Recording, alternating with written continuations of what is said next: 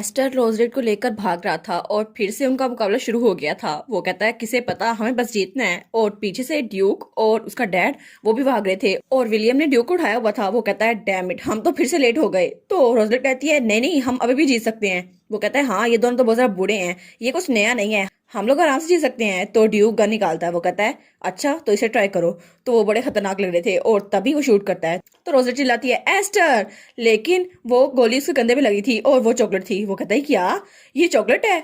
Duke आपने तो मुझे डरा ही दिया और उस चॉकलेट को खा लेता है। वो कहती है मैंने कभी नहीं सोचा था कि आप इतने नीचे गिर जाएंगे डैड। तो उसका डैड कैरेज तक पहुंच चुका था और वो लेटर ले रहा था। तो विलियम कहता है ये एक्सपीरियंस है, तुम बच्चों को क्या पता। तो ड्यूक कहता है तुम्हें लगा था कि मैं दोबारा से उसी ट्रिक में फंस जाऊंगा, इस बार तुम लोग हार गए हो और तुम दोनों को इस बात से सीखना चाहिए। तुम लोग के डैड तुम दोनों की डैड है। तो वो दोनों रोने लग जाते हैं। वो कहते हैं अरे नहीं, इस बार हम हार गए। तो विलियम अपने बेटे के पास आता है, कहता है लेकिन फिर भी हमें तो पता भी नहीं है हम किस चीज के लिए लड़े हैं, पता नहीं इस लेटर में है क्या। वो कहता है हाँ हाँ, लेकिन ये कितना ज्यादा ड्रामा है ना, हम लोग आपस में लड़ते हैं। तो ड्यूक उस लेटर को पढ़ता है और फिर वो पीछे रोजलेट को घूरता है। तो फिर वो लेटर उसको देते हुए कहता है ये तुम्हारे डिसाइड करने की चीज है, तुम जो भी डिसाइड करोगी, जो भी चॉइस लोगी, मैं उससे तुम्हें सपोर्ट करूंगा। तो वो कहती है क्या सच में? वो बड़ी खुश रहती है। वो कहती है लेकिन इसमें है क्या? तो रोजलेट जब उस लेटर को खोलती है तो वो लेटर क्वीन की तरफ से था, जो कि रॉयल पैलेस से भेजा गया था। और क्वीन ने उसमें लिखा था लेडी रॉक्सबर्ग आप कैसी हैं, मैंने आपको सिर्फ इसलिए लेटर भेजा है क्योंकि मुझे पता चला आप मेरे बेटे को रिसेंटली बहुत ज्यादा बुली कर रही हैं, लेकिन आप मेरे बेटे को शादी के लिए बहुत ज्यादा कैंडिडेट्स भेज रही थी ना, तो मैं भी वही करने वाली हूँ, आपकी शादी के लिए बहुत ज्यादा कैंडिडेट्स भेज रही हूँ। और वैसे भी मेरा बेटा बहुत ज्यादा हैंडसम है, तो अगर आपको उन कैंडिडेट्स में कोई भी पसंद आ जाए तो मुझे बता दीजिएगा। वेल, आप मेरे बेटे को भी चूज कर सकती हैं एक हस्बैंड के तौर पर, और इस तरह मैं आपको भी थोड़ा बुली कर पाऊंगी।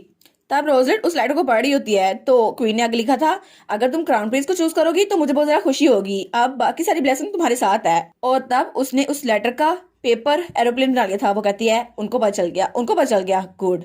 अब एक हैंड रिटन लेटर जो कि क्वीन की तरफ से आया है, इसकी वजह से मैं तो इस बात को रिजेक्ट भी नहीं कर सकती, लेकिन मेरे पास कोई और तरीका नहीं है ताकि ये प्रिंस मेरे साथ खेले नहीं। और वो तो उस कागज को जला के उसकी आग सेकने लग जाती है। तो पीछे से एस्टर कहता है माय लेडी, मुझे सच में लगता है आपको फ्रेश एयर की जरूरत है।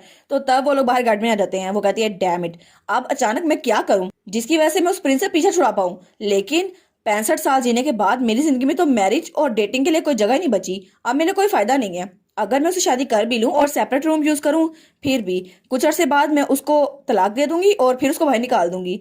लेकिन इससे अच्छा मैं किसी और से शादी कर लूं, जो कोई ऐसा हो जो मेरी बात भी मानता हो और वो बहुत ज्यादा चालाक भी हो, लेकिन वो मेरे काम में दखल अंदाजी ना करे वरना चीजें बोरिंग हो जाएंगी। और वो सोचती है लेकिन इसके लिए कोई नोबल चाहिए होगा, जो नोबल का बेटा हो, जो इस सारी चीज में फिट बैठता हो। तो एस्टर कहता है अरे वो देखें, एक फैमिलियर फेस। तो हमारी हीरोइन जब वहां पर देखती है तो वहां पर वही बैठा हुआ था, ग्लेन होफन।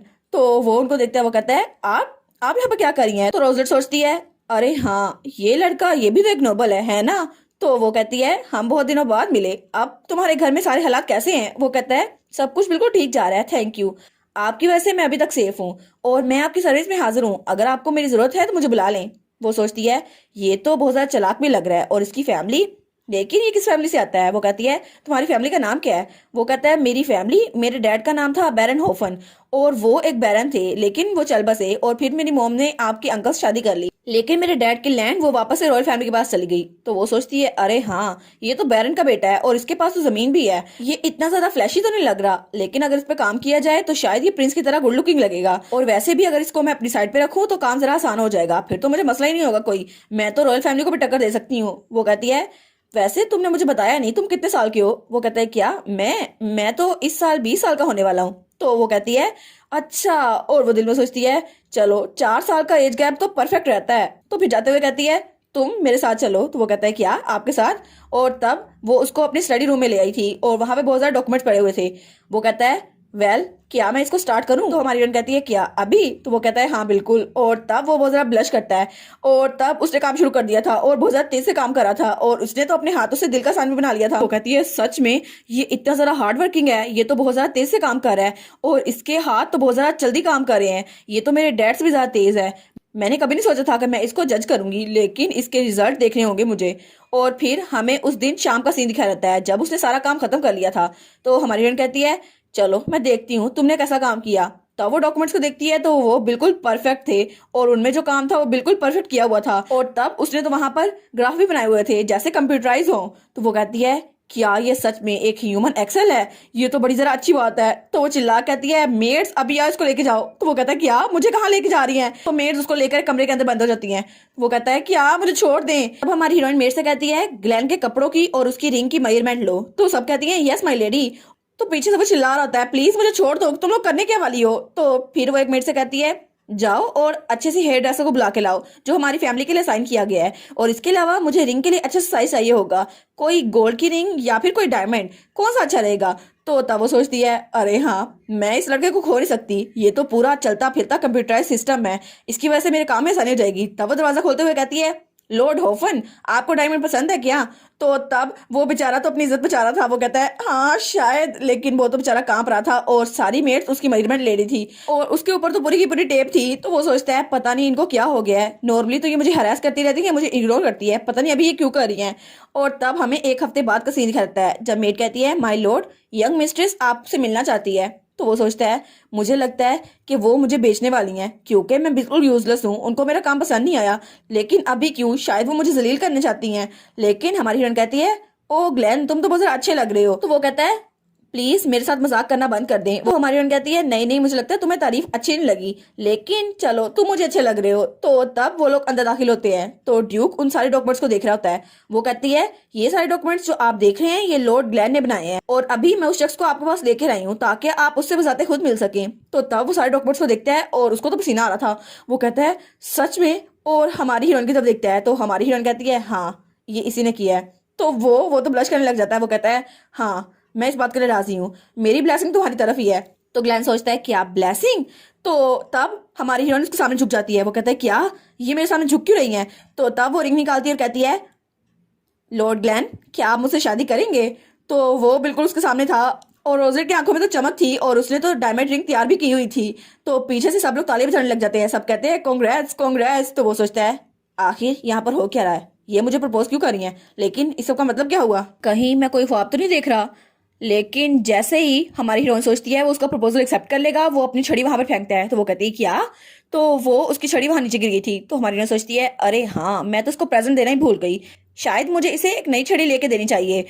तो वो कहती है, मुझे माफ कर दीजिएगा लॉर्ड ग्लैन, लेकिन मुझे आपके लिए प्रेजेंट तैयार करना चाहिए था। वो कहता है, नहीं, मसला ये नहीं है।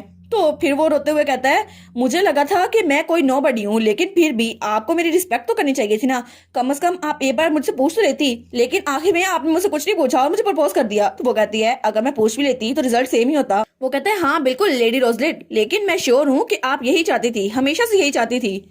और फिर वो थोड़ा नर्वस होते हुए कहता है, लेकिन मेरी भी फीलिंग्स हैं और मुझ में थोड़ी शर्म भी बाकी है, इसलिए मैं आपके प्रपोजल को डिक्लाइन करता हूँ। और तब वहां जाते हुए कहता है, मुझे माफ कीजिएगा, तो फिर कभी मिलते हैं। और तब वो लंगड़ा के वहां चल रहा था क्योंकि उसने अपनी छड़ी तो फेंक दी थी ना, और रोजलेट वहीं पे रिंग लिए बैठी हुई थी। तो सब लोग कहते हैं, क्या वो चला गया? तो तब ड्यूक कहता है, उसका पीछा करो रोजलेट। वो कहती है, क्या? तो वो कहता है, असल रोजबर्ग वही होता है जो अपना प्यार का पीछा करे, लेकिन उनका पीछा भी करे जो अपने काम में बहुत ज्यादा अच्छे होते हैं। तो ड्यूक कहता है, अगर तुम्हारे पास जो कुछ है तुम इस सबको मिलाकर उससे माफी मांगो तो शायद वो तुम्हें माफ कर देगा। वो कहती है, क्या आप ये सारी बात एक्सपीरियंस से बोल रहे हैं?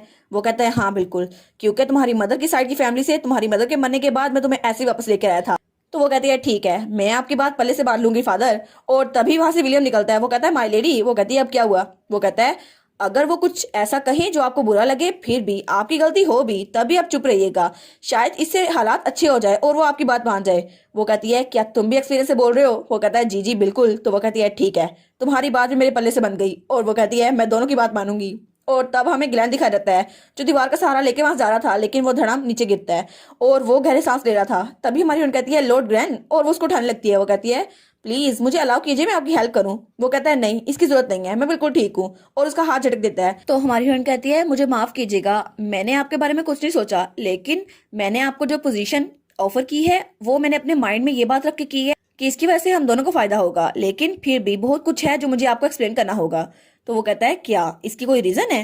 तो वो कहती है, हाँ बिल्कुल, लेकिन मुझे एक्सप्लेन करने दें, और चूंकि हमारी बातचीत बहुत ज्यादा लंबी होने वाली है तो क्या आपके कमरे में जाके बात नहीं कर सकते? वो कहता है, आपको पता है मेरा कमरा कहाँ पर है? वो कहती है, ऑफ कोर्स, आपका कमरा 3rd फ्लोर पर है, कॉरिडोर के बिल्कुल एंड पर, और वैसे भी ये कमरा मैंने आपको इसलिए दिया था क्योंकि वहां से बेस्ट व्यू आता है। वो कहता है, सच में? क्या इसको मेरी फिक्र है? वो कहता है, ठीक है, मैं तुम्हारी बात सुनूंगा अभी के लिए। तो थोड़ी देर बाद उसने उसको सारी कहानी बता दी थी कि रॉयल फैमिली उस पर प्रेशर डाल रही है शादी करने के लिए, लेकिन वो कहती है मैं गारंटी देती हूँ कि मैं आपको जस्ट ट्रीट करूंगी, आप डिसअपॉइंट नहीं होंगे और उसकी वजह से आपको अपना बैरन का टाइटल भी वापस मिल जाएगा और ड्यूकडम की वजह से आप इसके हीर भी बन सकते हैं और मेरे असिस्टेंट भी। लेकिन वो चाय पीते हुए कहती है आपको कोई सवाल है, तो वो सोचने लग जाता है। वो कहता है तो मुझे लगता है इसकी वजह से हम दोनों को फायदा होने वाला है ना।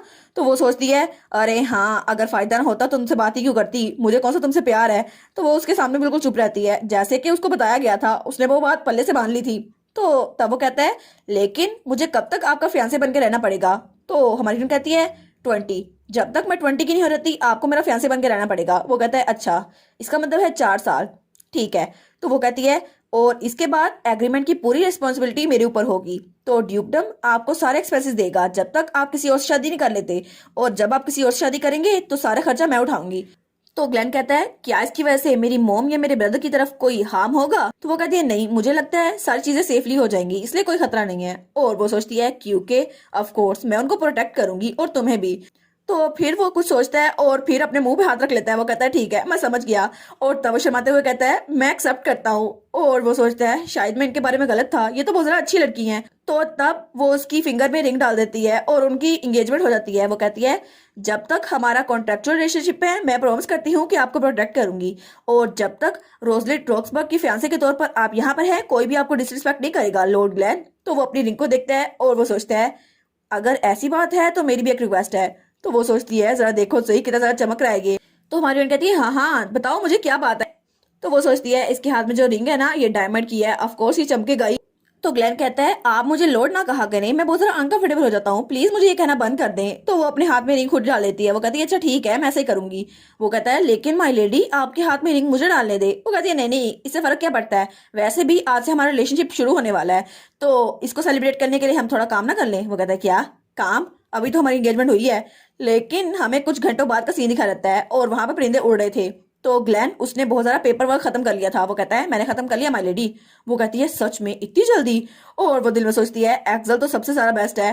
तो तब वो उस पेपर्स को देखकर सोच रही होती है वाह कम से कम मुझे अच्छा लड़का तो मिल गया, आखिर इसके हजारों हाथ किस दिन काम आएंगे, चलो डिनर तक तो ये अच्छा काम कर सकता है, अच्छा हुआ मैंने इससे एंगेजमेंट कर ली। और उसके सामने कहती है मैं तो बहुत जरा खुश हूँ, चलो हम कल काम करेंगे और उसके बाद मैं तुम्हारे लिए एक छड़ी भी खरीद के लाऊंगी। तो वो शर्माते हुए कहता है अच्छा ठीक है, लेकिन कल सुबह मैं इससे अच्छा काम कर सकता हूँ और इससे ज्यादा जल्दी। वो कहती है ये इससे भी ज्यादा जल्दी काम कर सकता है, फिर तो और भी फायदा होगा। तब उठते हुए कहती है अच्छा ठीक है अभी तो खाने का टाइम हो गया है, तो मुझे तुम्हें कहीं लेके जाना है, तो प्लीज ग्लैन तुम मेरे साथ चल सकते हो। और फिर वो एस्टर से कहती है एस्टर प्लीज लॉर्ड ग्लैन को मेरे साथ लेके चलो केयरफुली। वो कहता है जी। तो ग्लेन कहता है क्या उनके साथ, लेकिन मेरी तो छड़ी टूटी हुई है मैं कैसे जाऊंगा। और वो सोचता है ये दोनों आखिर करने के वाले हैं। और फिर सीन चल होता है और हमें हमारा रियोन दिखा देता है जो खाना खा रहा था। और तभी वहां पर कोई आता है और कहता है यंग मिस्ट्रेस यहाँ पहुंच चुकी है। तो वो बड़ा खुश हो जाता है। वो कहता है सिस्टर आप फाइनली यहाँ पर हैं। तो तब हमारी हीरोइन वहां पर आती है और उसको हाई कहती है। वो कहती है रियोन मैं यहाँ पर आ गई। और दूसरी तरफ एस्टर ने हमारे ग्लेन को उठाया हुआ था। और ग्लेन कहता है क्या आपने मुझे क्यों उठाया हुआ है। और वो तो बहुत ही ज्यादा डरा हुआ था। तो हमारी कहती है देखो सही मैं तुम्हें किससे मिलवाने के लिए आई हूँ। और ग्लेन तो बेचारा बहुत ही ज्यादा नर्वस हो गया था। उफ, ये ग्लेन का प्रिंसेस ट्रीटमेंट पता नहीं कब तक चलेगा। और इसी के साथ ये वाला पार्ट यहीं पर ख़त्म। तो आप लोग बताइएगा आप लोग को ये पार्ट कैसा लगा, और वीडियो को लाइक और चैनल को सब्सक्राइब लाजमी कीजिएगा। बाकी वीडियोस का लिंक भी स्क्रीन पर नज़र आ रहा होगा, तो काइंडली उनको भी चेकआउट कर लें। और thank you so much for watching my videos. Stay safe, bye bye.